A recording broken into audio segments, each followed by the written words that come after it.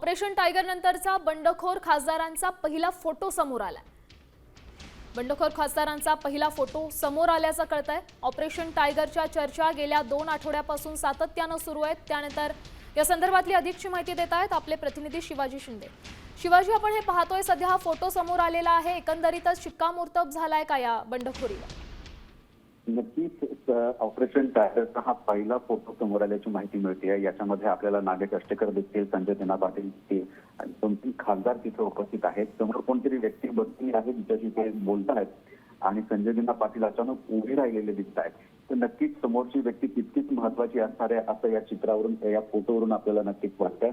आणि आपण सातत्यानं म्हणत होतो की ऑपरेशन टायगर मध्ये महाराष्ट्रातील ठाकरेंचे जे 6 खासदार आहेत ते फुटलेले आहेत, त्यांची तहान झालेलं आहे। काल एक सातत्यानं गोष्ट समोर येते की संजय दिना पाटील आणि ओमराजे निंबाळकर यांच्यावरती साशंकता होती, पण आता हा जर फोटो खरा असेल आणि हा फोटो जर समोर आणला गेला आहे तर हा संजय दिना पाटील याच्यामध्ये दिसतायत। तर नक्कीच कुठेतरी मोठा घडामोडी घडलेला आहे आणि ठाकरेंचे 6 खासदार जवळपास फुटलेले आहेत।